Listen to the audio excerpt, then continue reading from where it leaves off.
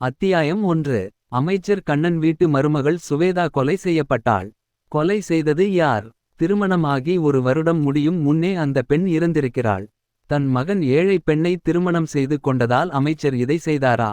கர்ப்பமாக இருக்கும் போது அந்த பெண் கொலை செய்யப்பட்டிருக்கிறாள். ஏழை குடும்பத்து பெண் மூலம் தங்களுக்கு வாரிசு வரக்கூடாது என்று இப்படி செய்து விட்டார்களா? கணவன் மனைவிக்கு இடையே ஏதாவது பிரச்சினையா? காதலித்து திருமணம் செய்தவர்களுக்கு இடையே இப்போது இந்த மாரி பிரச்சனை வருவதெல்லாம் நார்மல் ஆகி விட்டது. சுவேதாவின் பெற்றோர்களே தன் பெண் வேறு ஜாதி பையனை திருமணம் செய்து விட்டதால் அவளை கௌரவ கொலை செய்து விட்டார்களா? தொலைக்காட்சி சேனல்கள், செய்தித்தாள், பேஸ்புக், இன்ஸ்டாகிராம், ட்விட்டர் மற்றும் யூடியூப் என்று எதை ஓபன் செய்தாலும் இந்த செய்தி தான் வந்து கொண்டிருந்தது.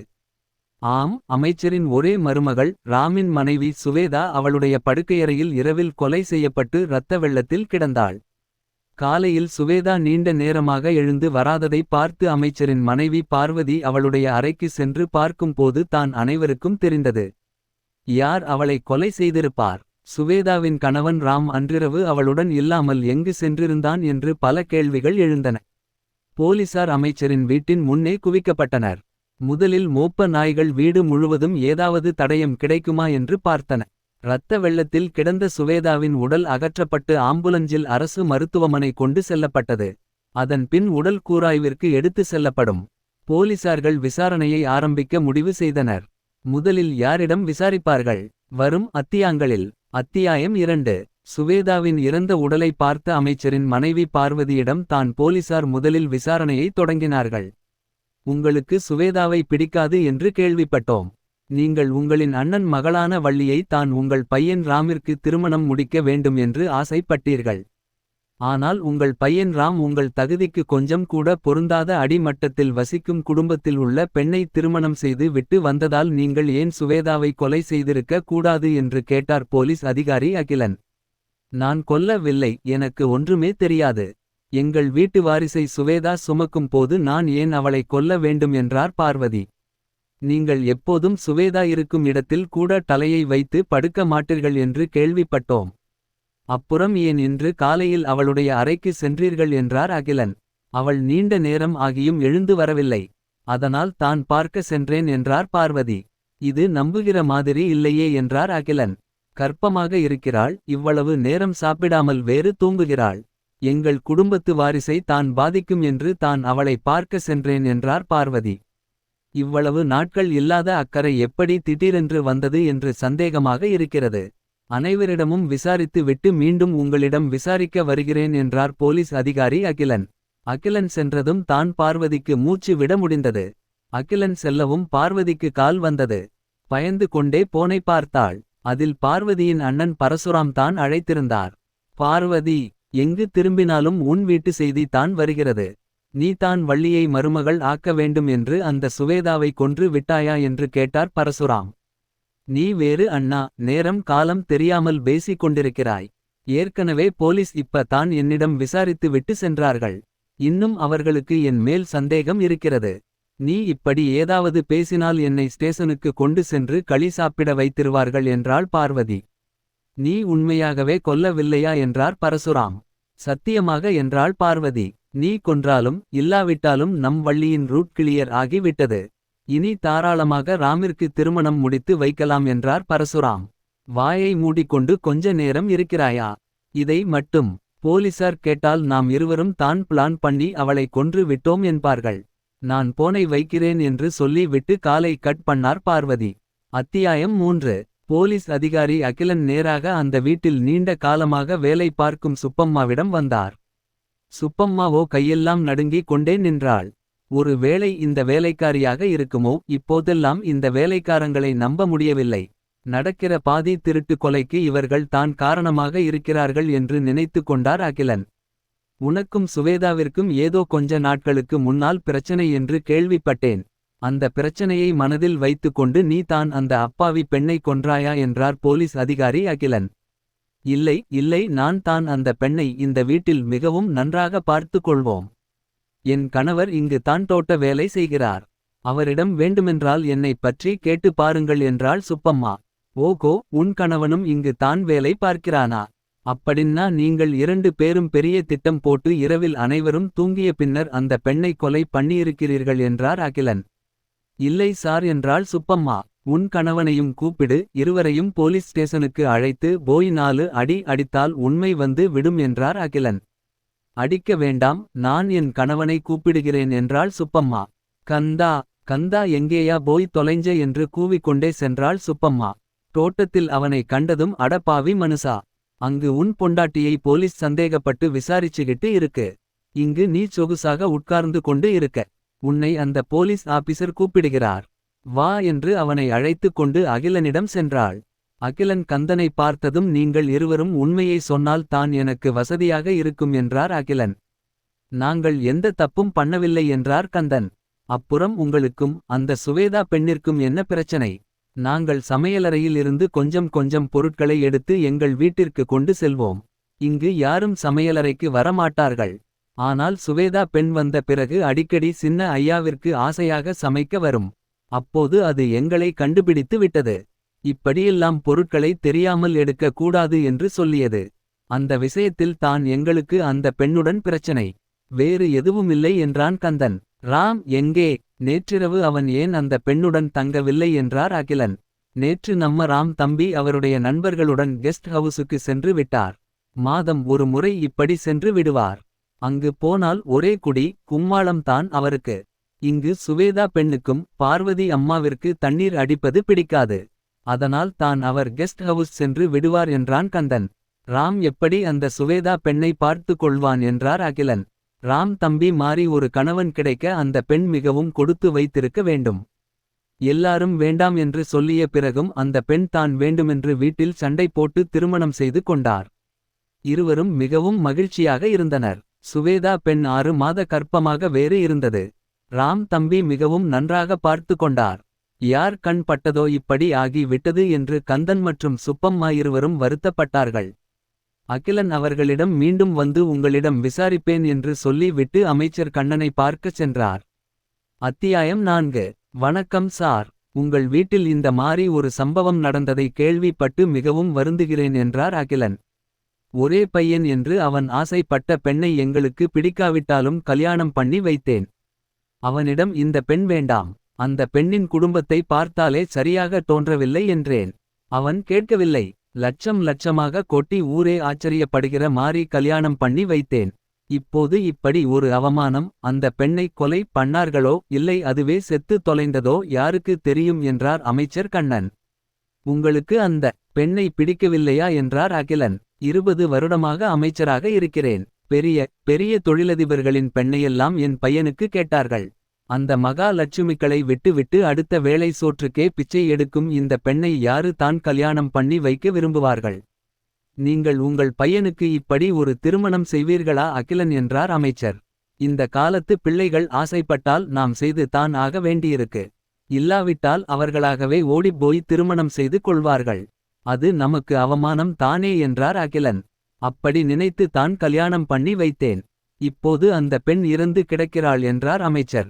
உங்கள் பையனுக்கும் அந்த பெண்ணுக்கும் ஏதாவது பிரச்சனையா? உங்கள் பையன் நேற்றிரவு கர்ப்பமாக இருக்கும் பெண்ணை விட்டு விட்டு எங்கு சென்றார் என்றார் அகிலன். வீட்டில் மனைவி ஒழுங்காக இருந்தால் ஆம்பளைங்க ஏன் அடுத்த பெண்களை தேடி செல்லப் போகிறார்கள்? இவள் அவனை ஒழுங்காக கவனித்து இருக்க மாட்டாள். நீண்ட நாட்களாக இந்த பெண்ணின் நடவடிக்கை சரியில்லை. ஏதோ ஒரு பையனுடன் உங்கள் மருமகள் பேசிக் கொண்டிருக்கிறாள் என்று நிறைய பேர் சொன்னார்கள். யாருடன் கள்ள காதலோ என்ன இழவோ என்றார் அமைச்சர். இந்த கேஸ் இடியாப்ப சிக்கலாக இருக்கிறது என்று தலையில் அடித்து கொண்டார் அகிலன். உங்கள் பையனிடம் விசாரிக்க வேண்டும். அவன் எங்கே என்றார் அகிலன். அவன் கெஸ்ட் ஹவுஸில் எந்த பெண்ணுடன் இருக்கிறான் என்று யாருக்கு தெரியும் என்று தலையில அடித்து கொண்டார் அமைச்சர். என்னுடைய இத்தனை வருட அரசியல் வாழ்க்கையில் இப்படி ஒரு அவமானத்தை நான் சந்தித்ததே இல்லை. இனி என்னை யார் மதிப்பார்கள் என்று கூறிக்கொண்டே சென்றார் அமைச்சர் கண்ணன். சுவேதாவின் கணவன் ராமை பார்க்கச் சென்றார் அகிலன். அத்தியாயம் 5. கெஸ்ட் ஹவுஸின் அட்ரஸ் வாங்கி விட்டு தன்னுடைய வண்டியை அங்கு செலுத்தினார் அகிலன். மனைவி கொலை செய்யப்பட்டது கூட தெரியாமல் கூத்தடித்துக் கொண்டு இருக்கிறான். கலி காலமா போச்சு என்று தன்னுடன் வரும் டிரைவருடன் புலம்பிக் கொண்டே போனார். கெஸ்ட் ஹவுஸுக்கு வந்ததும் வெளியே வேலை செய்து கொண்டிருக்கும் தோட்டக்காரனிடம் ராம் எங்கே என்றான். அவர் உள்ளே தூங்கிக் கொண்டிருக்கிறார் என்றான் தோட்டக்காரன். மணி 10 ஆகிறது. இன்னும் என்ன தூக்கம் வேண்டி கிடக்கு என்று அவன் அறையின் கதவை திறந்தார். போலீசை பார்த்ததும் அங்கிருந்த பெண் பயத்தில் தன்னுடைய ஹேண்ட்பேக்கை எடுத்து கொண்டு ஓடி விட்டாள். யாரு என்று தன் கண்ணை திறந்து பார்த்தான் ராம். நான் போலீஸ் அதிகாரி அகிலன் என்றார். நீங்கள் ஏன் என்னை பார்க்க வந்திருக்கிறீர்கள் என்றான் ராம். உன் மனைவி கொலை செய்யப்பட்டு இருக்கிறாள். நீ இங்கு வேறு பெண்ணுடன் கொஞ்சி குலாவி கொண்டு இருக்கிறாய் என்றார் அகிலன். அந்த பெண் என்னுடைய பிரண்ட் என்றான் ராம். நீங்கள் ஏதோ எங்கள் வீட்டில் கொள்ளை அடிக்கப்பட்டு விட்டது என்று சொன்னீர்கள் தானே. அது தான் என் அப்பா பெட்டியாய் பணம் வைத்திருக்கிறார். அதில் கொஞ்சம் கொள்ளை போனால் தப்பில்லை என்றான் ராம். கொள்ளைக்கும் வித்தியாசம் தெரியவில்லை இவனுக்கு. உன்னை என்று அவனை திட்டிக்கொண்டே வாளியில் தண்ணீர் கொண்டு வந்து அவன் தலையில் ஊற்றினார். இப்போது தான் ராமிற்கு போதை தெளிந்தது. எதற்கு இவ்வளவு காஸ்ட்லியான பெட்டில் தண்ணீர் ஊற்றி விட்டீர்கள்? உங்கள் அப்பனா புது பெட் வாங்கி தருவான் என்றான் ராம். உன் அப்பாவிடம் தான் பெட்டியாய் பணம் இருக்கிறது அல்லவா? நீ நினைத்தால் எத்தனை பெட் நாளும் வாங்கலாம். பெட் மட்டுமில்லை, தினமும் இப்படி ஒரு பெண்ணுடன் இருக்கலாம் என்றார். நீங்கள் எதற்கு வந்தீர்கள்? அதை முதலில் சொல்லுங்கள் என்றான் ராம். உன் மனைவி சுவேதா கொலை செய்யப்பட்டு இறந்துவிட்டாள். அதை சொல்லத்தான் நான் இங்கு வந்தேன். ஆனால் நீயோ விடிந்தது கூட தெரியாமல் போதையில் இருக்கிறாய் என்றார் அகிலன். என்ன சொல்கிறீர்கள்? நீங்கள் ஜோக் எதுவும் பண்ணவில்லை தானே? என் மனைவியை யார் கொலை செய்வார்கள்? நேற்று இரவு நன்றாக தான் என் வீட்டில் இருந்தாள் என்று அழ ஆரம்பித்தான். யார் கொன்றார்கள் என்று தெரியவில்லை. அதை விசாரிக்க தான் நான் வந்திருக்கிறேன் என்றார் அகிலன். என் மனைவி சுவேதா என்று அழுது கொண்டிருந்தான் ராம். நான் கேட்கும் கேள்விகளுக்கு முதலில் ஒழுங்காக பதில் சொல் என்றார் அகிலன். நேற்று ஏன் நீ உன் மனைவியுடன் இருக்காமல் கெஸ்ட் ஹவுஸுக்கு வந்தாய் என்றார் அகிலன். என் மனைவிக்கு குடிப்பது பிடிக்காது. அதனால் மாதம் ஒரு முறை அவளிடம் சொல்லி விட்டு இங்கு வந்து குடிப்பேன். அப்படி தான் நேற்றும் வந்தேன் என்றான் ராம். சரி, உன் மனைவிக்கு யாராவது எதிரிகள் இருக்கிறார்களா என்று கேட்டார் அகிலன். சுவேதா என் கூட தான் கல்லூரியில் படித்தாள். அவளை மிகவும் விரும்பி என் பெற்றோர்களின் எதிர்ப்பை மீறி திருமணம் செய்து கொண்டேன். இப்போது தான் எங்களின் அன்புக்கு சாட்சியாக அவள் வயிற்றில் குழந்தை வளருகிறது. இந்நேரத்தில் யார் அவளை கொன்றிருக்க முடியும் என்று அழுதான் ராம். அகிலனுக்கு அவனை பார்க்கவே பாவமாக இருந்தது. யாருக்கு தான் காதல் மனைவியின் பிரிவை தாங்க முடியும்? என் மனைவிக்கு எதிரிகள் என்று யாரும் கிடையாது. ஆனால் டாக்டர் வருணுக்கு என் மனைவி மேல் எப்போது ஒரு கண். அடிக்கடி அவளை பார்க்க வருவான். ஆனால் சுவேதாவிற்கு அவன் வருவது பிடிக்காது. ஒருவேளை அவன் தான் என் மனைவியை ஏதாவது செய்திருப்பான் என்றான் ராம். இப்போது இந்த கேஸில் முக்கிய கவனம் வருண் மேல் திரும்பியது. கண்டிப்பாக ராம் எதுவும் பண்ணியிருக்க மாட்டான். வருண் அமைச்சர் மற்றும் அவரின் மனைவியை முக்கியமாக விசாரிக்க வேண்டும். வேலைக்காரர்களின் மேல் ஒரு கண் வைத்திருக்க வேண்டும் என்று முடிவு பண்ணினார் அகிலன். உங்கள் மனைவியை கொன்றவர்களை கண்டுபிடிக்க உங்கள் உதவி எனக்கு தேவை என்றார் அகிலன். எந்த உதவி எப்போது வேண்டுமென்றாலும் செய்ய தயாராக இருக்கேன். என் மனைவியை கொன்றவர்களை எப்படியாவது கண்டுபிடித்து தண்டனை வாங்கி கொடுங்கள் என்று கெஞ்சி அழுதான் ராம். அவரும் அவனிடம் விடைபெற்று விட்டு சுவேதாவின் பெற்றோர்கள் வீட்டிற்கு சென்றார். ராம் அலறியடித்துக் கொண்டு அவனுடைய வீட்டிற்கு கிளம்பினான். போகிற வழியெல்லாம் சுவேதாவை நினைத்து அழுது கொண்டே போனான். அத்தியாயம் 6. நேராக அகிலன் சுவேதாவின் பெற்றோர்கள் வீட்டிற்கு வந்தார். வீடு குடிசை வீடாக சேரி பகுதியில் இருந்தது. சுவேதா ஏழை பெண் என்று அவருக்கு தெரியும். ஆனால் இவ்வளவு கஷ்டப்பட்ட குடும்பம் என்று அவர் நினைத்து பார்க்கவில்லை. அங்கு காலையிலே சீரியல் ஓடிக்கொண்டிருந்தது. உள்ளே வந்து உங்களுக்கெல்லாம் நியூஸ் பார்க்கிற பழக்கம் எல்லாம் இல்லையா? அப்படி இருந்திருந்தால் இப்படி சீரியல் பார்த்து சிரித்து கொண்டு இருக்க மாட்டீர்கள் என்றார் அகிலன்.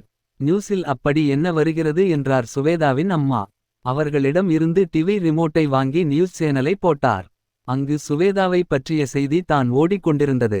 அதை பார்த்ததும் அவளின் பெற்றோர்கள் என் பெண்ணுக்கு என்னவாயிற்று என்று எந்த ஒரு பதற்றமும் இல்லாமல் கேட்டார்கள். உங்கள் பெண்ணை யாரோ கொலை செய்து விட்டார்கள் என்றார் அகிலன். நாங்கள் கஷ்டப்பட்டு கடனை வாங்கி கழுத்தில் போட்ட தாலி செயினை விட்டு அவளை படிக்க வைத்தோம். படித்து முடித்து வேலைக்கு போய் எங்கள் கடனை அடைப்பாள் என்று பார்த்தால் எங்கள் தகுதிக்கு மீறி ஒரு பையனை காதலித்து திருமணம் செய்து கொண்டாள். நாங்கள் சொல்வதை கேட்கவில்லை. அதற்கு தான் இப்போது கொலை செய்யப்பட்டிருக்கிறாள். பணக்கார குடும்பத்தை நம்பாதே. அவர்கள் உன்னை கல்யாணம் பண்ணுகிற மாறி பண்ணி விட்டு அப்புறம் உன்னை வீட்டை விட்டு துரத்தி விடுவார்கள் என்று 1000 முறை சொல்லியிருப்பேன் என்றார் சுவேதாவின் அப்பா. இப்போது வயிற்றில் குழந்தை இருக்கும் போது கொன்று விட்டார்கள் படுபாவிகள் என்று பதற்றம் இல்லாமல் பேசினார் சுவேதாவின் அம்மா. அகிலனுக்கு இவர்களின் மீது சந்தேகம் அதிகமாக வந்தது. உங்கள் பெண்ணை எப்போது கடைசியாக பார்த்தீர்கள் என்றார் அகிலன். நேற்று தான் போய் பார்த்து விட்டு வந்தோம். புது பணக்காரி ஆன பிறகு அவள் எங்கள் வீட்டிற்கு எல்லாம் வரவில்லை. நாங்கள் தான் போய் பார்த்து விட்டு வருவோம் என்றார் சுவேதாவின் அப்பா. நாங்கள் நேற்று அவள் வீட்டிற்கு போனது அவளின் மாமனார் மாமியாருக்கு பிடிக்கவில்லை. நாங்கள் வந்ததும் அவளை திட்டியிருப்பார்கள். அவர்கள் தான் என் பெண்ணை கொன்றிருப்பார்கள் என்றார் சுவேதாவின் அம்மா. உங்கள் மாப்பிள்ளை எப்படி என்றார் அகிலன். அவர் மிகவும் தங்கமானவர். எங்களின் கடனை அவர் தான் அடைத்தார். எங்களுக்கு வேறு வீடு அடுக்குமாடி குடியிருப்பில் வாங்கி கொடுத்திருக்கிறார். நாங்கள் தான் பழகிய இடம் என்று இங்கேயே இருக்கோம் என்றார் சுவேதாவின் அம்மா. அகிலனும் அவர்களிடம் விடை பெற்று விட்டு போலீஸ் ஸ்டேஷன் சென்றார். அத்தியாயம் 7. நான் உங்களின் சுவேதா பேசுகிறேன். என்னை பார்த்தால் எல்லாரும் சேரியில் இருந்தவளுக்கு வந்த வாழ்வே பார் என்பார்கள். நான் சேரியில் இருந்த போது கூட நிம்மதியாக இருந்தேன். அதன் பின் நான் மிகவும் மகிழ்ச்சியாக இருந்தது ராமை காதலித்த நாட்கள் தான். காதலித்து மட்டும் இருந்திருக்கலாம். என் தகுதிக்கு மீறி நான் ராமை திருமணம் செய்தது தான் மிகப்பெரிய தவறு. நான் ராமை திருமணம் செய்யாமல் இருந்திருந்தால் அவராவது நிம்மதியாக அவர் வீட்டில் பார்க்கும் பெண்ணை மணம் முடித்து நிம்மதியாக இருந்திருப்பார். நல்ல வேளை என்னை கொன்று விட்டார்கள். ஏனென்றால் தினமும் நரக வேதனை அனுபவித்துக் கொண்டிருந்தேன். தினமும் உடலளவில் டார்ச்சர்களை அனுபவித்துக் கொண்டிருந்தேன். தினமும் என்னை கொடுமைப்படுத்தினார்கள். என் உடம்பில் சிகரெட்டால் காயத்தை ஏற்படுத்தினார்கள். இதை என்னால் யாரிடமும் சொல்ல முடியவில்லை. நான் இதை வெளியே சொன்னால் என்னுடைய திருமண வாழ்க்கை கெட்டுவிடும். என் வயிற்றில் வளரும் குழந்தைக்காக அனைத்தையும் சகிச்சு கொண்டிருந்தேன். ஆனால் என்னை கொன்று விட்டார்கள். என்னுடன் என் வயிற்றில் வளரும் குழந்தையையும் சேர்த்து கொன்று விட்டார்கள். என் வயிற்றில் வளரும் முகம் தெரியாத குழந்தை என்ன பாவம் பண்ணது? நான் தான் ராமை காதலித்தேன். என் தகுதிக்கு மீறி ஆசைப்பட்டேன். ஆனால் அந்த குழந்தை எதுவும் செய்யவில்லையே. என்னை கொன்றவர்கள் கண்டிப்பாக தண்டிக்கப்பட வேண்டும். அப்போது தான் என் ஆத்மா சாந்தியடையும். அத்தியாயம் 8. காதலித்தால் ராம் சுவேதா போல் தான் காதலிக்க வேண்டும். இந்த கல்லூரியில் சிறந்த ஜோடி ராம் சுவேதா தான். என்ன ஒரு ஜோடி பொருத்தம் என்று கல்லூரியில் எல்லாரும் பேசிக் கொண்டார்கள். ராம் சுவேதா கலை கல்லூரியில் இறுதி ஆண்டு படிக்கும் மாணவர்கள். சுவேதா பார்ப்பவரை கவர்ந்திழுக்கும் அழகு கொண்டவள். ராம் அமைச்சரின் மகன், செல்வ செழிப்பில் வளர்ந்தவன். ராமை சுவேதா கவர்ந்து இழுத்ததில் எந்த ஒரு தவறும் இல்லை. ராம் தான் சுவேதாவை துரத்தி காதலித்தான். சுவேதா நமக்கு இந்த காதலெல்லாம் ஒத்து வராது என்று ஒதுங்கித்தான் இருந்தாள். ஆனால் விதி யாரை விட்டது? அது சுவேதாவின் வாழ்க்கையை கால் பந்து போல் விளையாட ஆரம்பித்தது. அவள் ராமின் காதலை ஏற்றுக்கொண்டு விட்டாள். இப்போது காலேஜில் மிகச்சிறந்த காதல் பறவைகள் அவர்கள் தான். தங்களின் சிறகை விரித்து பறந்து திரிந்தார்கள். ராம் அவளுக்கு தினமும் ஒரு பரிசு பொருள் வாங்கி கொடுப்பான்.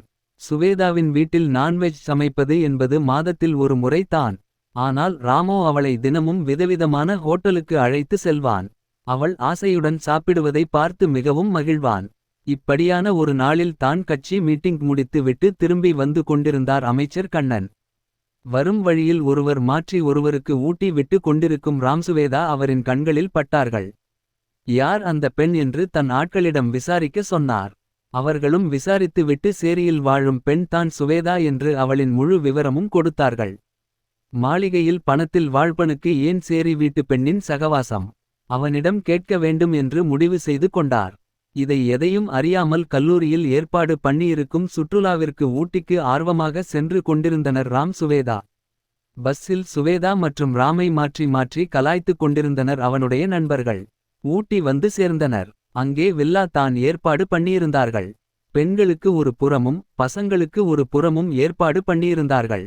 ராம் தன்னுடைய செல்வாக்கினால் அவர்கள் இருவருக்கும் ஒரே வில்லாவை ஏற்பாடு பண்ணியிருந்தான். சுவேதா எவ்வளவு மறுத்தும் ராம் கேட்கவில்லை. நாம் தான் கல்யாணம் பண்ண போகிறோமே, அப்புறம் ஒரே அறையில் தங்குவதில் எந்த தவறும் இல்லையென்று அவளை சமாதானப்படுத்தினான். சுவேதாவும் அவன் மேலுள்ள மோகத்தால் அவனின் முடிவுக்கு சம்மதம் சொன்னாள். சுவேதாவும் ராமும் அவர்களுடைய அறைக்கு வந்தார்கள். அந்த வில்லாவில் உள்ள மற்ற அறைகளில் ராம் சுவேதாவின் நண்பர்கள் தங்கியிருந்தார்கள். அவர்களின் நண்பர்கள் ராம் சுவேதாவிற்கு சர்ப்ரைஸாக இருக்க வேண்டுமென்று அவர்களுடைய அறையை பூக்களால் அலங்காரம் பண்ணி வைத்தார்கள். கட்டில் முழுவதும் ரெட் ரோஸ் மலர்களால் அலங்காரம் பண்ணப்பட்டிருந்தது. இதை பார்த்ததும் சுவேதா, என்ன ராம் இது? நீங்கள் செய்வது எதுவும் சரியாக இல்லை என்றாள். எனக்கும் தெரியாது சுவேதா, இதெல்லாம் அந்த பசங்க பண்ணுவது என்றான் ராம். சுவேதாவும் அவனை நம்பினாள். இருவரும் குளித்து விட்டு வந்தனர். இளம் வயது, ஊட்டியின் கிளைமேட், சுவேதாவின் அழகு அவர்களை தப்பு செய்ய வைத்தது. எல்லாம் முடிந்ததும் தான் சுவேதாவிற்கு தான் பண்ணிய தவறு புரிந்தது. என்னை கண்டிப்பாக கல்யாணம் பண்ணி கொள்வாய் தானே என்று கேட்டாள். கண்டிப்பாக என்று அவளின் தலையில் அடித்து சத்தியம் செய்தான் ராம். அதன்பின் இருவரும் ஊட்டியை சுற்றி பார்க்க செல்லவில்லை. உலகத்தை மறந்தார்கள். எதற்கு ஊட்டி வந்தோம் என்பதை மறந்தார்கள். சாப்பிட மறந்தார்கள். இருவரும் மோக கடலில் திளைத்தார்கள். முதல் தடவை பண்ணும் போது தவறு செய்து விட்டோம் என்று அழுத சுவேதாவிற்கு கல்யாணம் பண்ணி கொள்ளப் போகிறவன் தானே என்று பயம் நீங்கியது. அவர்களின் சுற்றுலாவை முடித்து விட்டு ஊருக்கு கிளம்பினார்கள். எல்லாருக்கும் தான் இரு சுற்றுலா. ஆனால் ராம் சுவேதாவிற்கு இது தேனிலவாக தான் அமைந்தது. அத்தியாயம் 9. சுற்றுலாவில் இருந்து வந்ததும் வழக்கம் போல் இருவரும் கல்லூரி போக ஆரம்பித்தார்கள். இன்னும் 1 மாதங்களே கல்லூரி முடிய இருந்தது. அதன் பின் எப்படி ஒருவரை ஒருவர் பார்க்கப் போகிறோம் என்ற கவலை அவர்களிடம் வந்தது. இந்த கவலையுடன் ராம் தன்னுடைய வீட்டிற்கு வந்தான். அங்கு அவனின் வருகைக்காக அவனுடைய அப்பா கண்ணன் காத்திருந்தார். இவனை பார்த்ததும் நான் உன்னிடம் ஒரு முக்கியமான விஷயம் பேச வேண்டுமென்றார். என்ன என்றான் ராம். நான் உன்னை ஒரு பெண்ணுடன் பார்த்தேன். பார்த்தால் இருவரும் மிகவும் நெருக்கமாக இருந்தீர்கள் என்றார். யாரை சொல்றீங்க, சுவேதாவா என்று கேட்டான் ராம். நானே உங்களிடம் சொல்ல வேண்டும் என்று நினைத்து இருந்தேன். சுவேதா என் கூட கல்லூரியில் படிக்கும் பெண். அவளை நான் விரும்புகிறேன் என்றான் ராம். அந்த சேரி பெண்ணை எதற்கு நீ விரும்புகிறாய்? உன் தகுதி என்ன? அந்த பெண்ணின் தகுதி என்ன? ஏன் நீயே சாக்கடையில் போய் விழுந்து கொள்கிறாய் என்றார். அவள் மிகவும் அழகாக இருக்கிறாள் என்றான் ராம். அழகாக இருந்தால் அவள் கூட என்ஜாய் பண்ணி விட்டு அவளை தூக்கி எறிந்து விட்டு வருவியா? அதை விட்டு விட்டு காதல் மண்ணாங்கட்டின்னு எரிச்சலை கிளப்பிக் கொண்டிருக்கிறாய் என்று திட்டினார் கண்ணன். இல்லையப்பா, நான் அவளை தான் திருமணம் செய்வேன் என்றான் ராம். பார்வதி, என்ன செய்து கொண்டிருக்கிறாய்? வீட்டில் சும்மா உட்கார்ந்து எந்நேரமும் சீரியல் பார்த்து கொண்டிருக்க வேண்டியது. வீட்டில் இருக்கிறது ஒரே பையன்தான். அவனை பார்த்து கொள்வதை விட உனக்கு வேறு என்ன வேலை என்று அவரை திட்டிக் கொண்டிருந்தார். ஏன் இப்படி ஏலம் போட்டு கொண்டிருக்கீங்க? அப்படி தலை போகிற காரியம் என்ன நடந்தது என்று கேட்டுக்கொண்டு வந்தார் பார்வதி. உன் பையன் யாரோ ஒரு பெண்ணை காதலிக்கிறானாம் என்றார் கண்ணன். ராமுக்கு வள்ளி தான் என்று அவள் பிறந்த உடனே முடிவு செய்து விட்டோம் அல்லவா? இப்போது திடீரென்று யாரோ பெயர் தெரியாத பெண்ணை காதலிக்கிறேன் என்று வந்து சொன்னால் எப்படி ஒத்துக்கொள்ள முடியுமென்றார் பார்வதி. உனக்கு உன் கவலை, உன் அண்ணன் மகள் உனக்கு மருமகளாக வந்தாக வேண்டும். அப்போது தானே அவளும் நீ சொல்வதை கேட்டுக்கொண்டு உன்னுடன் சீரியல் பார்ப்பாள் என்றான் கண்ணன். என்னை குறை சொல்வதை விட்டுவிட்டு நம்ம ராம் யாரை லவ் பண்ணுகிறான் என்று சொல்லுங்கள் என்றார். பார்வதி, நானே சொல்கிறேன், அவள் பெயர் சுவேதா, என்னுடன் கல்லூரியில் படிக்கிறாள் என்றான் ராம். அவளுடைய அப்பா எந்த துறையில் அமைச்சராக இருக்கிறார்? நம்முடைய கட்சியா இல்லை எதிர்கட்சியா என்று கேட்டார் பார்வதி. சேரியில் தலைவராக இருக்கிறார் என்று கடுப்புடன் சொன்னார் கண்ணன். என்ன சொல்றீங்க? எனக்கு ஒன்றுமே புரியவில்லை என்றாள் பார்வதி. கண்ணன் அனைத்தையும் சொல்லி முடித்த பின்னர் இருவரும் சேர்ந்து அந்த பெண்ணை திருமணம் செய்ய சம்மதம் கொடுக்க முடியாது என்று உறுதியுடன் சொல்லி விட்டார்கள். ஆனால் ராம் சுவேதாவை தான் திருமணம் செய்வேன் என்று உறுதியுடன் இருந்தான். கல்லூரியின் கடைசி நாள் அன்று சுவேதா அழுது கொண்டே ராமை பார்க்க வந்தாள். தன்னை பிரிவதால் இவள் அழுகிறாள் போல என்று நினைத்து கொண்டான். ஆனால் சுவேதாவோ அவன் தலையில் பெரிய குண்டை தூக்கி போட்டாள். ஆமாம், சுவேதா கர்ப்பமாக இருக்கிறாள்.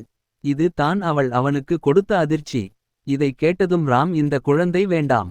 நமக்கு 20 வயது தான் ஆகிறது என்றான். சுவேதா எனக்கு குழந்தை வேண்டும் என்பதில் உறுதியாக இருந்தாள்.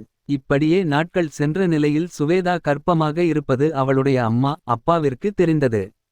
அவர்கள் கோபத்தில் அவளை வீட்டை விட்டு துரத்திவிட்டார்கள். அவள் நேராக ராமின் வீட்டிற்கு வந்தாள். ராம் அவளை தன்னுடைய அறைக்கு அழைத்து சென்று இனி சுவேதா இங்கு தான் இருப்பாள் என்றான். வேறு வழியில்லாமல் ராமின் பெற்றோர்கள் அவர்களின் திருமணத்திற்கு சம்மதித்தார்கள். பார்வதியின் அண்ணன் பரசுராம் எப்படி என் பெண் வள்ளியை விட்டு விட்டு வேறு பெண்ணை ராமிற்கு மணமுடிக்கலாம் என்று சண்டை போட்டார். பார்வதியோ திருமணம் மட்டும் தானே நடக்கட்டும், அதன் பின் அவளை சோற்றில் விஷம் வைத்து கொன்று விடுகிறேன் என்றார். பரசுராமும் அவரும் சேர்ந்து சுவேதாவை எப்படி கொல்லலாம் என்று திருமணத்திற்கு முன்னே திட்டம் தீட்டினார்கள். இப்படி தான் யாருடைய விருப்பமில்லாமல் ராம் சுவேதா திருமணம் நடந்து முடிந்தது. அத்தியாயம் 10. திருமணம் முடிந்ததும் சுவேதாவை யாரும் வரவேற்கவில்லை. அவளின் பெற்றோர்களும் தங்களின் நிலை கருதி அவளை பார்க்க வரவில்லை. சுவேதாவிற்கு இருந்த ஒரே நிம்மதி ராம் தான். அவளை மிகவும் நன்றாக பார்த்து கொண்டான். அவளுக்கு என்று தனி சமையல் ஆள் வைத்து சமைத்து கொடுக்க சொன்னான். அந்த சமையல் பெண்மணி தான் சுப்பம்மா. சுவேதாவை அடித்து துரத்த வேண்டும் என்று முடிவு செய்து கொண்டு பார்வதி தன்னுடைய அண்ணன் குடும்பத்தை தன்னுடனே வந்து தங்குமாறு சொல்லி விட்டார். கண்ணனுக்கு இது பிடிக்கா விட்டாலும் அந்த சுவேதாவை வீட்டை விட்டு துரத்தி விடுவேன் என்று சொன்னதால் அவரும் சரியென்று சம்மதித்தார். பார்வதியின் அண்ணன் மற்றும் அவரின் மனைவியின் குத்தல் பேச்சுகளை எல்லாம் சுவேதா சகிச்சு கொண்டு இருந்தாள். ஒரு நாள் வள்ளி சுவேதாவை தேடி அவளுடைய அறைக்கு சென்றாள். வள்ளி மருத்துவம் படிக்கும் பெண். சுவேதா வேறு கர்ப்பமாக இருப்பதால் அவளை நன்றாக பார்த்து கொள்ள வேண்டும் என்று முடிவு செய்தாள். வள்ளி தன்னிடம் பேச வருவதை பார்த்து சுவேதா பயந்தாள். நான் உங்கள் வாழ்க்கையை கெடுக்க மாட்டேன். என் அம்மா அப்பா மற்றும் பார்வதி அத்தை நினைக்கிற மாரியெல்லாம் எனக்கு ராம் மேல் எந்த விருப்பமும் இல்லை. நல்ல வேளை ராம் உங்களை விரும்பி திருமணம் செய்து கொண்டார். இல்லையென்றால் நான் ராமை திருமணம் செய்ய சம்மதித்து இருக்க மாட்டேன் என்றாள் வள்ளி. உண்மையாகவா சொல்கிறாய் என்றாள் சுவேதா. ஆமாம் என்றாள் வள்ளி. என்னால் உன்னை நம்ப முடியவில்லை என்றாள் சுவேதா. வள்ளி தன்னுடைய மொபைலில் இருந்து போட்டாவை காண்பித்து இது தான் நான் விரும்பும் பையன் என்றாள். இன்னும் சுவேதாவிற்கு இவள் சொல்வது உண்மையா என்று சந்தேகமாக தான் இருந்தது. இன்று மாலை நான் உங்களை என் காதலரிடம் அழைத்து கொண்டு செல்கிறேன் என்றாள் வள்ளி. வீட்டில் நான் என்ன சொல்லி விட்டு வருவது என்றாள் சுவேதா. அதை எல்லாம் நான் பார்த்து கொள்கிறேன். நீங்கள் கிளம்பி மட்டும் இருங்கள என்றாள் வள்ளி. நான் சுவேதாவை இன்று வெளியே அழைத்து கொண்டு போகிறேன் என்றாள். இந்த பெண் ஏன் இப்படி லூசு மாறி இருக்கு என்றார் பார்வதி. வள்ளி உன்னை எப்படியாவது அந்த சுவேதாவை விட்டு வெளியே துரத்த சொன்னால் நீ அவளுடன் நட்பு பாராட்டிக் கொண்டிருக்கிறாய் என்றார் பரசுராம். அவளுடன் நட்பாய் பழகி பின்னால் துரத்த தான் இந்த ஏற்பாடு என்றாள் வள்ளி. எல்லாரும் வள்ளியை நம்பினார்கள். சுவேதாவை அழைத்து கொண்டு அருகில் இருக்கும் ரெஸ்டாரண்ட் சென்றாள். அங்கு ஏற்கனவே வருண் காத்து கொண்டிருந்தான். சுவேதாவிற்கு வருணை அறிமுகப்படுத்தி வைத்தாள் வள்ளி. இவரும் டாக்டர் தான். என் கல்லூரியில் ஒரு புரோகிராமிற்கு இவர் வந்திருந்தார். இவரை எனக்கு மிகவும் பிடித்துவிட்டது. அவருக்கும் என்னை பிடித்து விட்டது என்று தன்னுடைய காதல் கதையை கூறினாள் வள்ளி. இப்போது தான் சுவேதா வள்ளி சொல்வதை நம்பினாள். வள்ளிக்கு ஒரு கால் வந்ததும் இருவரிடமும் நான் அவசரமாக கிளம்ப வேண்டும். நீங்கள் இருவரும் சாப்பிட்டு விட்டு சுவேதாவை வீட்டில் டிராப் பண்ணி விடுங்கள் என்று வருணிடம் சொல்லி விட்டு சென்றாள் சுவேதா. சுவேதா கர்ப்பமாக இருப்பதால் அவளுக்கு மிகவும் பசிக்க ஆரம்பித்தது. அதனால் அவள் சாப்பிடத் தொடங்கினாள். இந்நேரத்தில் ராம் தன்னுடைய நண்பர்களுடன் அந்த ரெஸ்டாரண்டுக்கு வந்தான். இவளை ஒரு ஆணுடன் பார்த்ததும் அவனுக்கு ஒரு மாறி ஆகி விட்டது. அவன் நண்பர்கள் வேறு உன்னுடைய மனைவி தானே என்றனர். வேறு ஹோட்டலுக்கு செல்லலாம் என்று அவர்களை அழைத்து கொண்டு சென்று விட்டான் ராம். இருவரும் சாப்பிட்டு முடித்து வரும் சுவேதாவை அவனின் காரில் ஏற்றிக் கொண்டு சென்றான். இந்த காட்சி ராமின் கண்ணில் தப்பவில்லை. வருண் சுவேதாவை வீட்டில் இறக்கி விடும் போது தன்னுடைய நம்பரை கொடுத்து விட்டு எந்த உதவி என்றாலும் என்னை அண்ணன் மாறி நினைத்து கொண்டு கேட்கும் மாறி சொல்லி விட்டு சென்றான். சுவேதாவும் சரியென்றாள். இப்போது போலீஸ் இந்த வருணை தான் விசாரிக்க சென்று கொண்டிருக்கிறது. வருண் ஹாஸ்பிடலில் சென்று பார்க்கும் போது வருண் இந்தியாவில் இல்லை. ஒரு கான்ஃபரன்ஸுக்காக பாரின் சென்றிருக்கிறார் என்றனர். வள்ளியும் வருணுடன் சென்றிருக்கிறாள். அதனால் அவளுக்கும் சுவேதா கொலை செய்யப்பட்டது தெரிய வாய்ப்பு இல்லை. அத்தியாயம் 11. ராம் அலறியடித்துக் கொண்டு அவனுடைய வீட்டிற்கு வந்தான். அவன் வீட்டின் முன்னால் நிறைய கூட்டம் இருந்தது. இவனை பார்த்ததும் ராத்திரி எங்கடா போய் தொலைந்த என்றார் ராமின் அம்மா பார்வதி. என்னவாயிற்று சுவேதாவிற்கு என்றான் ராம். அவளை யாரோ கொலை செய்து விட்டார்கள். போலீஸ் அவள் பாடியை எடுத்து சென்று விட்டார்கள் என்றார். என் திருமணம் உங்களுக்கு தான் பிடிக்கவில்லை. நீங்கள் தான் அவளை கொன்றிருப்பீர்கள் என்றான் ராம். உன் வாயை மூடுடா. ஏற்கனவே போலீஸ் நம் மேல் சந்தேகம் பட்டு கொண்டிருக்கிறது. நீ வேறு நாங்கள் தான் கொன்றிருப்போம் என்று சொல்கிறாய். என் அரசியல் வாழ்க்கையை முற்றிலும் அழிக்க பார்த்து விட்டாயா என்று கத்தினார் கண்ணன். நாங்கள் ஏண்டா எங்கள் வீட்டு வாரிசை அவள் சுமக்கும் போது கொல்லப் போகிறோம் என்றாள் பார்வதி. ராமிற்கு இருவரும் தான் நம் மாமா பரசுராமோடு சேர்ந்து சுவேதாவை கொன்றிருப்பார்கள். அப்படி செய்தால் தான் வள்ளியை எனக்கு மனம் முடிக்க முடியும் என்று தோன்றியது. ஆனால் அவனுக்கு வருண் மேலும் சந்தேகமாக இருந்தது. அம்மா அந்த டாக்டர் வருண் சுவேதாவை பார்க்க வந்தாரா என்றான் ராம். போன வாரம் வந்து அவளை அழைத்து கொண்டு எங்கோ போனான். இருவருக்கும் ஏதோ கள்ள உறவு இருக்கும் என்று நினைக்கிறேன் என்றார் பார்வதி. ராம் எதுவும் எதிர்த்து பேசவில்லை. ஏனென்றால் அவனுக்கும் அதே சந்தேகம் இருந்தது. அவனால் தன் மனைவியைப் பற்றி கேவலமாக சொல்ல முடியவில்லை. ஏனென்றால் காதலித்து மனம் முடித்தவன் அல்லவா. என் பெண்ணை இப்படி அநியாயமாக கொன்று விட்டீர்களே என்ற சத்தம் வீட்டு வாசலில் கேட்டது. எல்லாரும் வெளியே சென்று பார்த்தார்கள். சுவேதாவின் பெற்றோர்கள் தான் சேரியில் இருந்து ஆட்களை அழைத்து வந்து இங்கு பிரச்சனை பண்ணிக் கொண்டு இருந்தார்கள். இதே நேரத்தில் இவர்களுக்கு போட்டியாக தன்னுடைய அக்காவை காப்பாற்ற பரசுராம் வந்தார். பெண்ணை கல்யாணம் பண்ணி கொடுத்து விட்டு இது வரை ஒரு நாள் கூட எந்த சீரும் செய்யவில்லை. இப்போது எங்கிருந்து பாசம் பொங்கி வந்தது என்று தெரியவில்லை. இவர்கள் கூட நேற்று இரவு சேரி ஆட்களை வைத்து சுவேதாவை கொன்றிருக்கலாம். இப்போது எதுவும் தெரியாத மாறி நடிக்கிறார்கள் என்றார் பரசுராம். நாங்கள் ஏன் எங்கள் பெண்ணை கொல்லப் போகிறோம். அவளாவது பணக்கார வீட்டில் மகிழ்ச்சியாக வாழட்டும் என்று தான் நாங்கள் வந்து தொந்தரவு பண்ணவில்லை என்றார்கள் சுவேதாவின் பெற்றோர்கள். எல்லாரும் சண்டை போடுவதை கொஞ்சம் நிறுத்துங்கள். என் மனைவியை இழந்து வருத்தத்தில் இருக்கிறேன். அடுத்து என்ன செய்ய வேண்டும் என்று பார்க்கலாம் என்றான் ராம். அதன் பின் அனைவரும் எதுவும் பேசவில்லை. அத்தியாயம் 12. அமைச்சர் கண்ணனுக்கு சுவேதாவின் உடலை வந்து வாங்கிக் கொள்ளுமாறு கால் வந்தது. அவர் ராமை அழைத்துக் கொண்டு சுவேதாவின் உடலை வாங்கிக் கொண்டு வீட்டிற்கு வந்தார். சுவேதாவின் உடலை பார்த்ததும் எல்லாரும் கதறிக்கொண்டு அழுதனர். சுவேதாவை பிடிக்காத கண்ணன் பார்வதிக்கு கூட அவளின் இந்த நிலையை கண்டு அழுகை வந்தது. 21 வயதில் அநியாயமாக கொல்லப்பட்டிருப்பதை யாரால் தாங்கிக் கொள்ள முடியும். எல்லாரும் சுவேதா மேல் பாசமாக தான் இருக்கிறார்கள். அப்படியென்றால் யார் அவளை கொன்றது. சுவேதா தன்னை தானே மாய்த்து கொண்டாளா. என்ன நடந்தது. ஏன் கர்ப்பமாக இருக்கும் போது அவள் கொலை செய்யப்பட வேண்டும். இது கொலையா இல்லை தற்கொலையா என்ற குழப்பத்தில் அனைவரும் இருந்தார்கள். இந்த ஆராய்ச்சியை கொஞ்ச நாட்கள் கழித்து வைத்துக் கொள்ளலாம். முதலில் சுவேதாவை நல்ல விதமாக அடக்கம் செய்வது பற்றி யோசிக்கலாம் என்றார் கண்ணன். ராம் முற்றிலும் உடைந்து விட்டான். அவன் சுவேதாவின் உடலில் மேல் படுத்து அழுது கொண்டே இருந்தான். யார் முயன்றும் அவனை சமாதானப்படுத்த முடியவில்லை. கண்ணன் தான் எல்லாம் ஏற்பாடுகளையும் செய்தார். சுவேதாவின் உடலுக்கு எல்லா காரியங்களும் செய்து முடித்தனர். அவளுடைய இறுதி சடங்கு முடிந்தது. ராம் தண்ணீர் கூட குடிக்காமல் இருந்ததால் மயங்கி விழுந்தான். அவனை மருத்துவமனைக்கு கொண்டு சென்று அனுமதித்தார்கள். சுவேதாவை மறந்துவிட்டு இவன் எப்படி வள்ளியை திருமணம் செய்ய சம்மதிப்பான் என்று பரசுராம் பார்வதியிடம் கேட்டார். என் பையன் நல்ல படியாக முதலில் குணமாகட்டும். சுவேதாவை நினைத்து கவலைப்பட்டு அவனுக்கு ஏதாவது ஆகி விடுமோ என்று எனக்கு பயமாக இருக்கிறது என்றார் பார்வதி. ராமை வீட்டிற்கு அழைத்து வந்து கவனமாக பார்த்து கொண்டார் பார்வதி. ஆனாலும் ராம் பழைய நிலைமைக்கு வரவில்லை. எப்போதும் சுவேதா நினைவாகவே இருந்தான். அத்தியாயம் 13. நான் சுவேதா பேசுகிறேன். என்னிடம் பணம் இல்லாதது என்னுடைய தவறா. நான் ஏழையாக பிறந்தது என்னுடைய தவறா. பணம் இல்லாதவர்கள் காதலிக்க கூடாதா. ஏன் என்னை ராமின் பெற்றோர்கள் அவமானப்படுத்தினார்கள். பணத்திற்காக நான் ராமை திருமணம் செய்து கொண்டேன் என்று என்னை அனுதினமும் கொடுமைப்படுத்தினார்கள். ராமை விட்டு விலகி விடலாம் என்று தினமும் யோசித்தேன். ஆனால் என் வயிற்றில் வளரும் குழந்தை அப்பா இல்லாமல் வளர முடியுமா. அந்த குழந்தை என்னைப் போல் சேரியில் வளர்வதை நான் விரும்பவில்லை. எல்லாவற்றையும் பொறுத்து கொண்டேன் என் முகம் அறியா என் மழலைக்காக.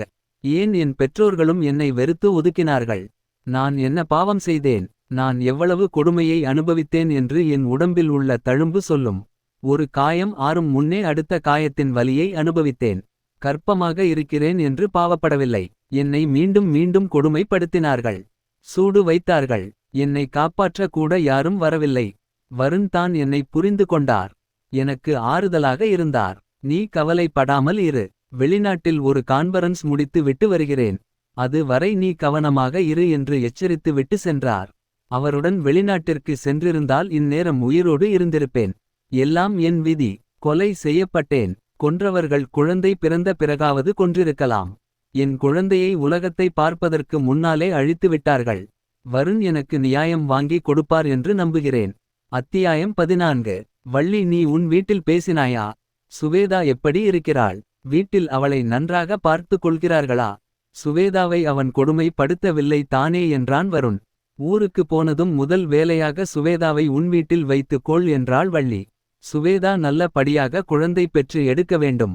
அது வரை அவளை கவனமாக பார்த்து கொள்ள வேண்டும். அதன் பின் அவள் வாழ்க்கையைப் பற்றி நாம் முடிவு பண்ணலாம் என்றான் வருண். நீ உன் வீட்டில் பேசினாயா அதை முதலில் சொல் என்றான் வருண். இல்லை எத்தனை தடவை கால் பண்ணினேன் என்று தெரியுமா. ஆனால் அவர்கள் போனை எடுக்கவில்லை. என்னவாயிற்று என்று தெரியவில்லை என்றாள் வள்ளி. எனக்கு பயமாக இருக்கிறது. உன் வீட்டில் சுவேதாவை ஏதாவது பண்ணி விட்டார்களா என்றான் வருண். இன்று இரவு நமக்கு பிளைட் தானே. நாளை காலையில் வீட்டிற்கு போய் விடுவோம். அப்புறம் எதற்கு பயப்படுகிறாய் என்றாள் வள்ளி. சரியென்று சொல்லி விட்டு அப்போது தான் வருண் போனை எடுத்து நியூஸ் பார்த்தான். அதில் அமைச்சர் மருமகள் கொலை என்ற செய்தி வந்து கொண்டிருந்தது. அதை வள்ளியிடம் காட்டினான். கொலை செய்யப்பட்ட பெண்ணின் இடத்தில் சுவேதாவின் படம் இருந்தது. இருவரும் அதிர்ச்சி அடைந்தனர். நாம் பயந்த மாறி ஆகி விட்டது வருண். சுவேதா கொலை செய்யப்பட்டு விட்டாள் என்று அழ ஆரம்பித்தாள். வள்ளி அழாதே, இதற்கு தான் நான் சுவேதாவை கூடவே அழைத்து கொண்டு வரலாம் என்று சொன்னேன். நீ தான் கர்ப்பமாக இருக்கும் போது ஏன் தேவையில்லாமல் டிராவல் செய்ய வேண்டும் என்று சொன்னாய். இப்போது பார் இப்படி ஆகி விட்டது என்றான் வருண். இருவரும் கனத்த மனதுடன் ஊரை நோக்கி பயணமானார்கள். ஊருக்கு வந்ததும் முதல் வேலையாக இருவரும் ராம் சுவேதா வீட்டிற்கு சென்றனர். வீடு மயான அமைதியாக இருந்தது. இருவரும் உள்ளே நுழைந்ததும் மொத்த குடும்பமும் ராமை தவிர ஹாலில் இருந்தார்கள். ஏன் அம்மா நீ போனை எடுக்கவில்லை என்று அவளுடைய அம்மாவை பார்த்து கத்தினாள் வள்ளி. நீ வேறு நேரம் காலம் தெரியாமல் பேசுகிறாய். இந்த சுவேதா இறந்தது போதாது என்று போலீஸ் எங்களை போட்டு டார்ச்சர் பண்ணுகிறார்கள் என்றார். சுவேதாவின் உடல் எங்கே என்றாள் வள்ளி. சுவேதாவிற்கு இறுதி காரியமெல்லாம் முடிந்து விட்டது என்றார்கள். ஏன் நான் வரும் வரை காத்திருக்கவில்லை என்றாள் வள்ளி. ராம் எங்கே என்றாள். அவன் தான் எதுவும் சாப்பிடாமல் சோகமாக அவனுடைய ரூமில் சுவேதாவின் படத்தை வைத்துக் கொண்டு அழுது கொண்டு இருக்கிறான் என்றார் வள்ளியின் அம்மா. நான் போய் பார்த்து விட்டு வருகிறேன் என்றாள் வள்ளி. நானும் உன் கூட வருகிறேன், நீ தனியாக செல்ல வேண்டாம் என்றான் வருண். தம்பி அவர்கள் கல்யாணம் பண்ணிக்கொள்ள போறவங்க. அவங்களுக்கு பேசுவதற்கு 1000 இருக்கும். நீங்கள் எதற்கு நந்தி மாதிரி அவர்களுக்கு இடையில் போறீங்க என்றார் பரசுராம். இறந்த வீடு என்று கூட பார்க்காமல் மறு கல்யாணம் பற்றி பேசுறீங்க. எனக்கு நீங்கள் தான் சுவேதாவை பிளான் பண்ணி கொண்டிருப்பீர்கள் என்று எனக்கு தோன்றுகிறது என்றாள் வள்ளி. உனக்கும் ராமிற்கும் தான் திருமணம் என்று சிறு வயதில் இருந்து பேசியது தானே. இடையில் வந்தவள் சுவேதா இடையிலே சென்று விட்டாள். இனி உங்கள் கல்யாணத்தை யாராலும் தடுக்க முடியாது என்றார் பார்வதி. என்னால் ராமை கல்யாணம் செய்ய முடியாது. இதோ நிற்கிறாரே டாக்டர் வருண், இவரை தான் நான் விரும்புகிறேன். இவரை தான் திருமணம் செய்து கொள்ளப் போகிறேன் என்றாள் வள்ளி. தம்பி ஒரு பெண்களையும் விட மாட்டீங்க போல. இவ்ளோ நாள் கல்யாணம் ஆனவள் என்று தெரிந்திருந்தும் சுவேதா பின்னாடி போனீங்க. இப்போது அவள் இறந்ததும் என் பெண் உங்களுக்கு வேணுமா என்று தன் வாய்க்கு வந்ததையெல்லாம் பேசினாள் வள்ளியின் அம்மா. ராமின் பெற்றோர்களிடம் சில பொருட்களை காண்பித்து இது யாருடையது என்றார். அவர்கள் பதில் சொன்னதும் அகிலனின் விழிகள் அதிர்ச்சியில் விரிந்தன. நான் டாக்டர் வருணை உடனடியாக பார்க்க வேண்டும் என்றார் அகிலன். வள்ளி அகிலனை வருண் ரூமிற்கு அழைத்துச் சென்றாள். என்ன டாக்டர், எல்லா உண்மையும் மறைத்து விட்டீர்கள் என்று மிகவும் மகிழ்ச்சியாக இருக்கீங்க போல என்றார் அகிலன். நான் எந்த உண்மையும் மறைக்கவில்லை என்றார். நடிக்காதீங்க டாக்டர், என்னிடம் உண்மையை சொல்லுங்கள்.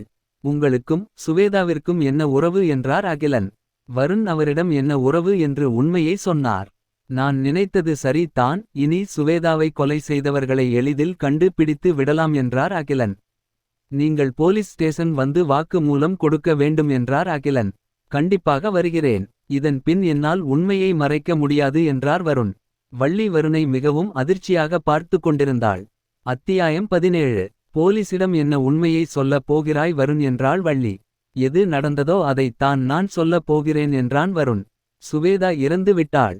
இனி நீ உண்மையை சொல்வதால் எந்த பயனும் இல்லை. எல்லாருடைய வாழ்க்கை தான் பாதிக்கும் என்றாள் வள்ளி. நீ ஏன் வள்ளி இப்படி சுயநலமாக இருக்கிறாய்?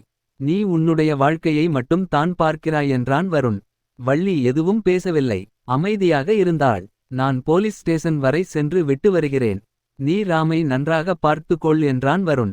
வள்ளியும் விருப்பமில்லாமல் சரியென்று தலையசைத்தாள். என்ன தான் சுவேதா மேல் பாவப்பட்டாலும் அவளுக்கு அவளுடைய குடும்பம் முக்கியமாக பட்டது. எல்லாரும் தன்னை பாதிக்கும் என்று தெரிய வரும் போது சுயநலமாக தான் நடந்து கொள்கிறார்கள். வருண் அகிலனை பார்க்க ஸ்டேஷன் வந்தான். அவரும் அவனுக்காக தான் காத்திருந்தார். வருண் கொஞ்சம் நேரம் வெயிட் பண்ணுங்கள். சுவேதாவின் கேஸை விசாரிக்க குற்றவியல் பிரிவில் இருந்து தனி போலீசார் நியமிக்கப்பட்டிருக்கிறார்கள். அவர்கள் வரட்டும், அதன் பின் நாம் விசாரணையை ஆரம்பிக்கலாம் என்றார். சிறிது நேரத்தில் ஷியாம் தலைமையில் குற்றவியல் பிரிவு போலீசார் வந்தார்கள். வருணை கேவலமாக பார்த்தார்கள். கர்ப்பிணி பெண்ணை கொலை செய்ய துணிந்த இவனெல்லாம் ஒரு டாக்டர். இவன் மருத்துவ உரிமத்தை ரத்து செய்ய வேண்டும் என்றார்கள். யார் என்ன நினைத்தாலும் நினைக்கட்டும் என்பது போல் பார்த்து கொண்டிருந்தான் வருண். என்ன ஒரு நெஞ்செழுத்தம் இவனுக்கு இருக்கும் என்று ஷியாம் நினைத்து கொண்டே உள்ளே விசாரிக்கும் அறைக்குச் சென்றார். அகிலன் அவனை அழைத்து கொண்டு வாருங்கள் என்றார் ஷியாம். அமைச்சருக்கு வேண்டியவரை ராமின் நண்பனை இந்த கேஸை விசாரிக்க அனுப்பியிருக்கிறார்கள். பணம் எல்லா இடத்திலும் வேலை செய்கிறது என்று சொல்லிக் கொண்டே வருணை அழைத்து கொண்டு சென்றார் அகிலன். வருணிடம் பல மணி நேரமாக விசாரணை நடத்தினார்கள். அதன்பின் கொலையாளியை அரெஸ்ட் செய்ய போனார்கள். அத்தியாயம் 18. வருணுடைய ஹாஸ்பிடலுக்கு ஷியாம் மற்றும் அகிலனின் தலைமையில் போலீசார்கள் சென்றார்கள். அங்கு ராமின் அறைக்கு சென்றார்கள். அவன் எதையோ வெறித்து பார்த்து கொண்டு உட்கார்ந்திருந்தான். கண்ணன் ஷியாமை பார்த்ததும் சுவேதாவை இந்த வருண் தானே கொன்றான். அவனை அரெஸ்ட் பண்ணாமல் இங்கு ஏன் வந்திருக்கிறாய் என்றார். கொலையாளியை அரெஸ்ட் பண்ண தான் வந்திருக்கிறேன் என்றான் ஷியாம். உன் பின்னாடி தானே வருண் நிற்கிறான். அவனை இழுத்துக் கொண்டு ஸ்டேஷன் போ. என் பையன் ராம் போலீஸை பார்த்து பயப்படுகிறான் என்றார்.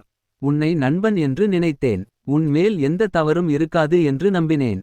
சுவேதா மாறி அப்பாவி பெண்ணை கொலை செய்ய எப்படிடா உனக்கு மனசு வந்தது. கொலை மட்டும் செய்யாமல் அந்த பெண்ணை பாலியல் டார்ச்சர் செய்திருக்கிறாய் என்று கத்தினான் ஷியாம். ராமின் சட்டையை பிடித்து வாடா ஸ்டேஷனுக்கு என்றான் ஷியாம்.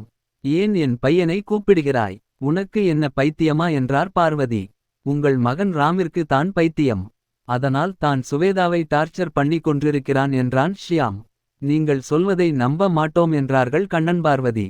மாமா அத்தை அவர்கள் சொன்னது உண்மை தான் என்று ரூமிற்குள் வந்தாள் வள்ளி. அவளின் மொபைலை எடுத்து காட்டினாள். அதில் சுவேதாவின் வீடியோ இருந்தது. இன்றும் ராம் என்னை டார்ச்சர் செய்தான். மிகவும் மோசமாக நடத்தினான். என் வயிற்றில் இருக்கும் குழந்தையை கூட அவன் பார்க்கவில்லை. நான் ராமை மருத்துவமனை சென்று ட்ரீட்மெண்ட் பார்க்கலாம் என்று அழைத்தேன். அதற்கு அவர் எனக்கு எந்த பிரச்சனையும் இல்லை என்று கத்தினார். அவர் அறியாமல் நான் மொபைலின் வீடியோவை ஆன் செய்தேன். அவர் போதையில் இருந்ததால் அதை கவனிக்கவில்லை. அதன்பின் அவர் கையில் இருந்த அரிவாளை கொண்டு என்னை கொன்றார். நான் இறப்பதை பார்த்துவிட்டு சந்தோஷமாக சிரித்து விட்டு அந்த ரூமை விட்டு வெளியே சென்றார். சுவேதாவின் குரல் அதனுடன் நின்றது. அந்நேரத்தில் சுவேதா உயிர் பிரிந்திருக்க வேண்டும். அதன்பின் யாரும் ரூமிற்குள் வரவில்லை. மொபைல் சுவிட்ச் ஆப் ஆகியிருக்க வேண்டும். இந்த வீடியோவை பார்த்ததும் எல்லாரும் அதிர்ச்சி அடைந்தனர். ஷியாம் ராமை இழுத்து கொண்டு சென்றான். அவன் மனநிலை சரியில்லை. நீ அவனை இப்படி அழைத்து செல்ல முடியாது என்றான் வருண். நான் அவனை விசாரித்து விட்டு சொல்கிறேன். இவன் நடிக்கிறான் என்று சொன்னான் ஷியாம். ராமை விசாரிக்கும் இதத்திற்கு அழைத்து கொண்டு சென்றனர். அத்தியாயம் 19. ஷியாம் வருணிடம் உங்களுக்கும் சுவேதாவிற்கும் என்ன உறவு என்று கேட்டார். சுவேதா எனக்கு தங்கை போன்றவள்.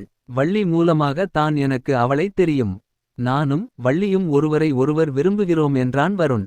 உங்களுக்கு வள்ளியை எப்படி தெரியும். கல்லூரியில் பார்த்தேன். அதன் பின் ராமை பார்க்க செல்லும் போது அடிக்கடி பார்ப்பேன். நீங்கள் ஏன் ராமை அடிக்கடி பார்க்க செல்வீர்கள் என்றார் ஷியாம். ராம் கல்லூரி படிக்கும் காலத்தில் இருந்து என்னுடைய நோயாளி. வாட் என்றார் ஷியாம். வருண் ராமை பற்றி சொல்ல ஆரம்பித்தான். ராம் ஒரு விதமான மனநோய்க்கு காலேஜில் இருந்து பாதிக்கப்பட்டிருந்தான். அவனை பார்க்கும் போது எல்லாருக்கும் நார்மலாக தான் தெரியும். ஆனால் திடீரென்று அவன் எப்படி மாறுவான் என்று யாருக்கும் தெரியாது. அவன் மனதில் யாரையாவது பற்றி சந்தேகம் வந்தால் அவர்களை டார்ச்சர் பண்ண ஆரம்பித்து விடுவான். இப்படி தான் ஒரு நாளில் ராம் என்னை பார்க்க வந்தான். அப்போது அவன் கல்லூரி முதலாம் ஆண்டு படித்து கொண்டு இருந்தான். 18 வயது நிரம்பிய துருதுருவென்று இருக்கும் காலேஜ் படிக்கும் பையன் ஏன் என்னை பார்க்க வரவேண்டுமென்று எனக்கு ஆச்சரியமாக இருந்தது. அவனை பார்க்க எனக்கு பாவமாகவும் இருந்தது. என்ன பிரச்சினை உனக்கு. காலேஜ் படிக்கும் வயதில் மனநல மருத்துவரை பார்க்க வந்திருக்கிறாய் என்று கேட்டேன்.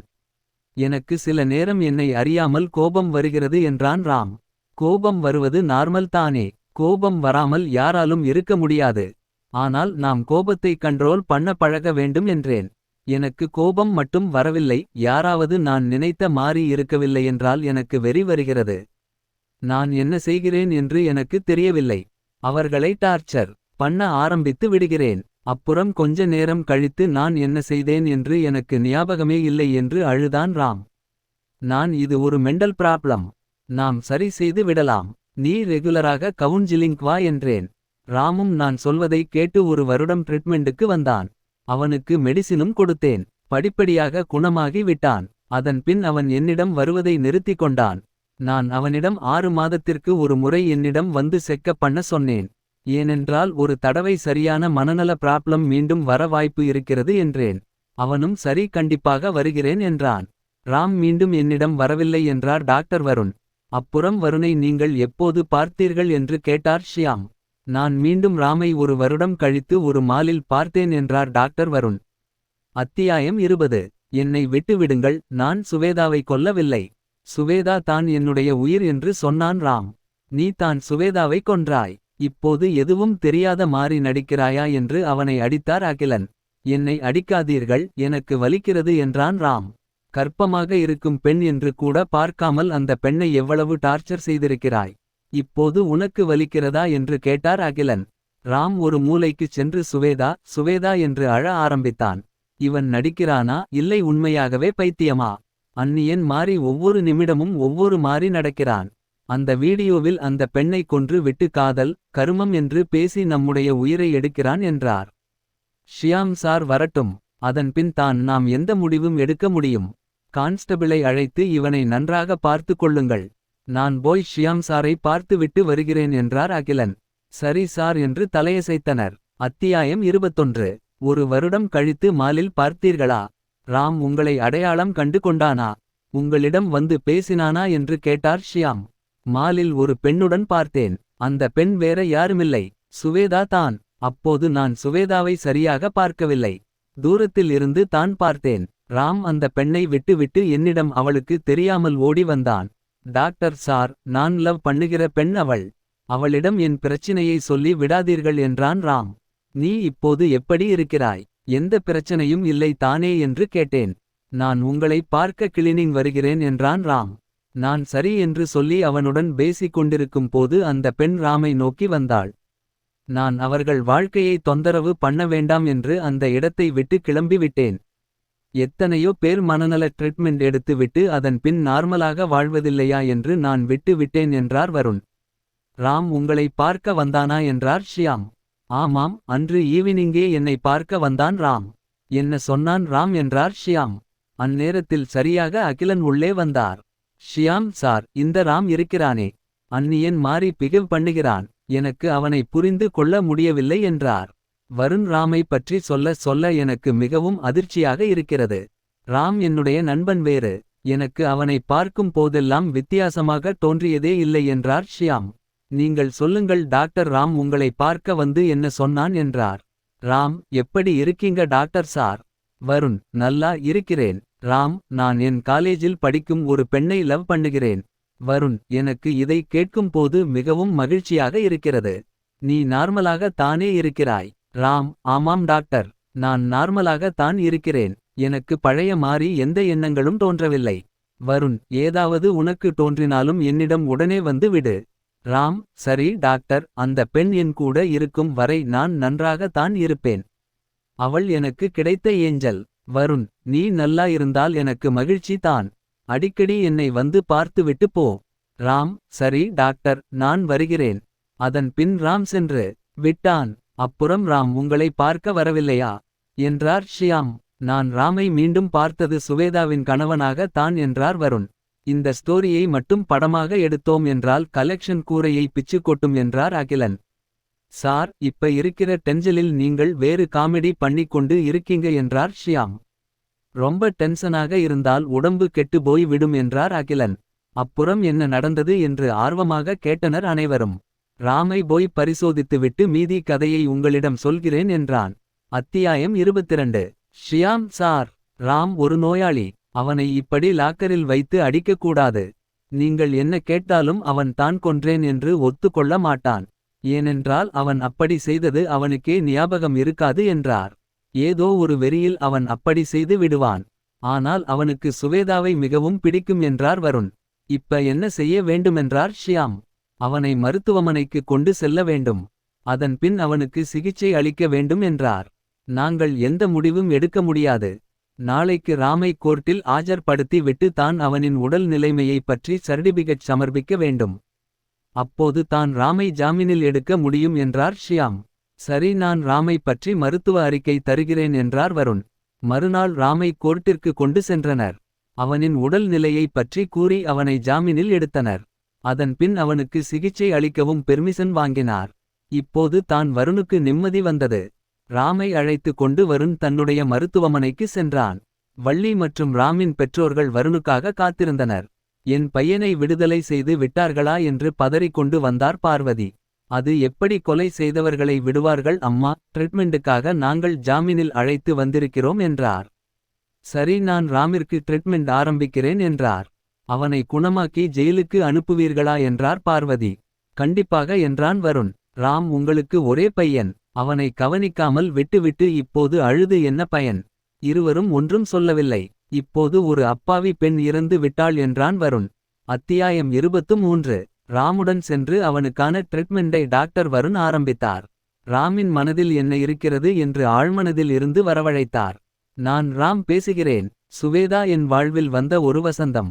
மனநலம் சரியில்லாமல் பாதிக்கப்பட்ட என்னை மீட்கெடுக்க வந்த தேவதை.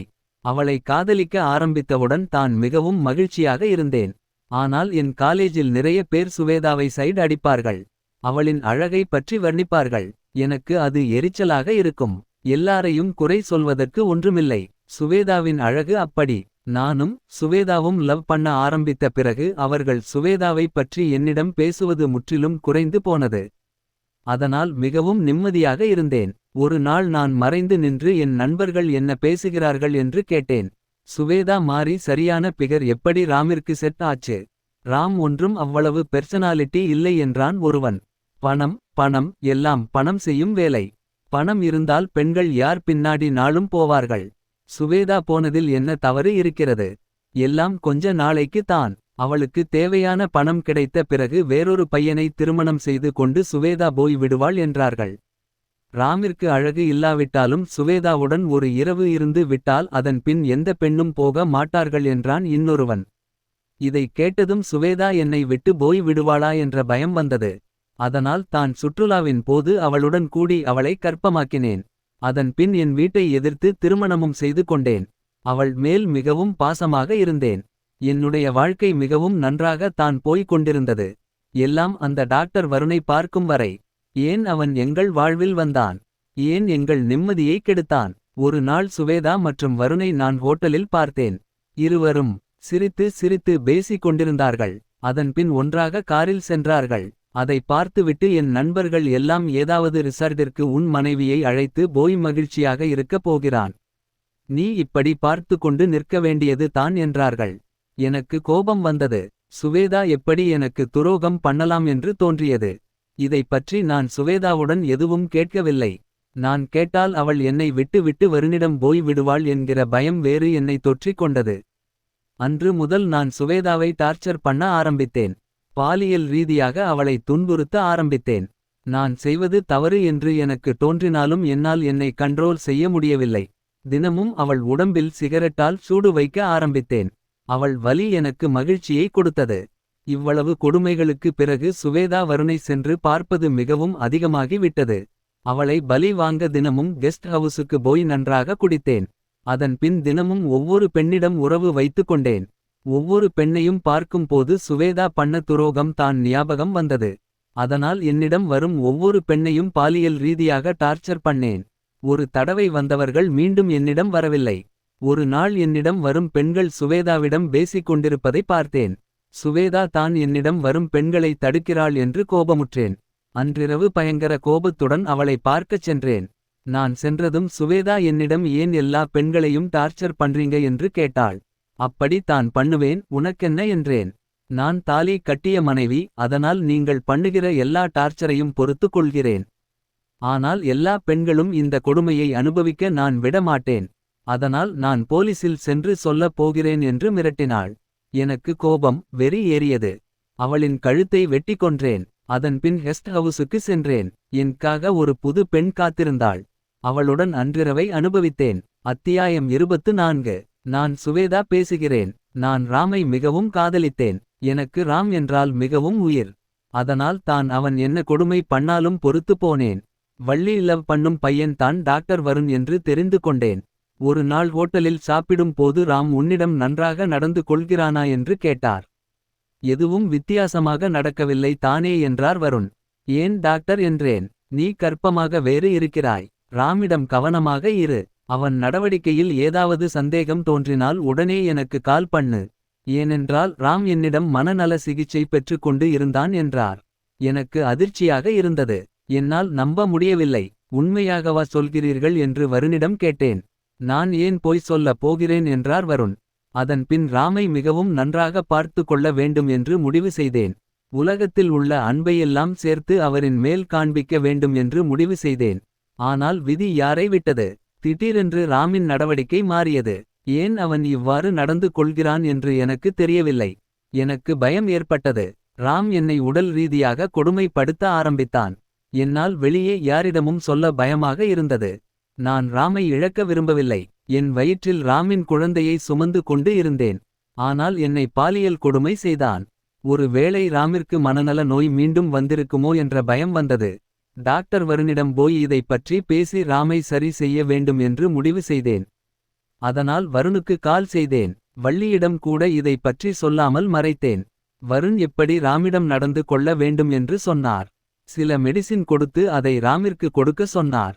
நானும் அவ்வாறு செய்தேன். அதன் பின் ராம் தினமும் கெஸ்ட் ஹவுஸுக்கு சென்று விடுவார். என்னால் அவருக்கு பாலில் கலந்து மெடிசின் கொடுக்க முடியவில்லை. தினமும் குடித்துவிட்டு வந்து என்னை அடிக்க ஆரம்பித்தார். சிகரெட்டால் சூடு வைக்க ஆரம்பித்தார். நிறைய பெண்களின் பழக்கம் வேறு ஏற்பட்டது.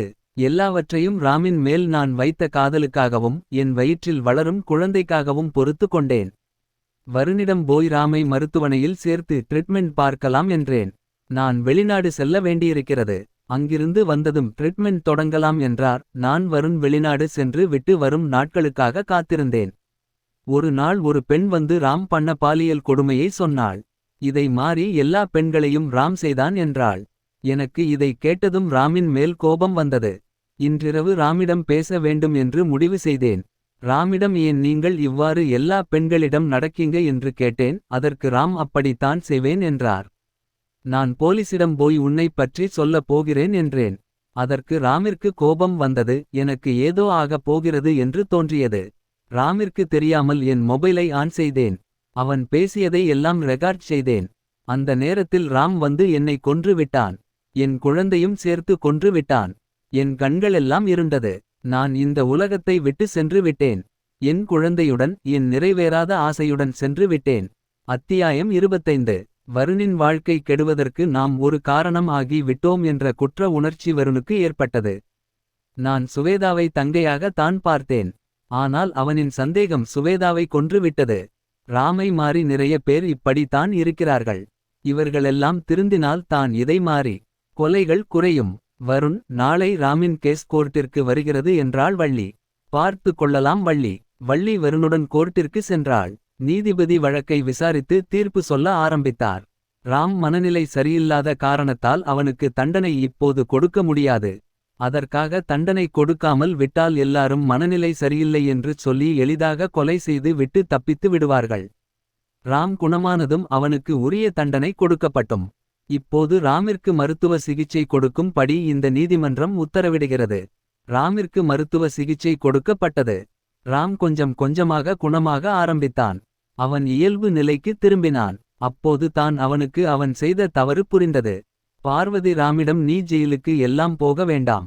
எப்படியாவது அப்பாவின் அரசியல் பலத்தை பயன்படுத்தி உன்னை வெளியே கொண்டு வந்து விடலாம் என்றார். ஆனால் ராம் தான் செய்த தவறுக்கு தண்டனை அனுபவித்தே ஆவேன் என்று உறுதியாக இருந்தான். கோர்ட்டில் ராமின் கேஸ் மீண்டும் வந்தது. ராம் சென்று என் மனைவியை கொன்ற பாவத்திற்கு எனக்கு தண்டனை கொடுங்கள் என்று கேட்டான். கோர்ட் ராமிற்கு ஆயுள் தண்டனை வழங்கியது. சுவேதாவின் நினைவில் தன் வாழ்க்கையை ஜெயிலில் வாழ்ந்தான். கதை சுபம்.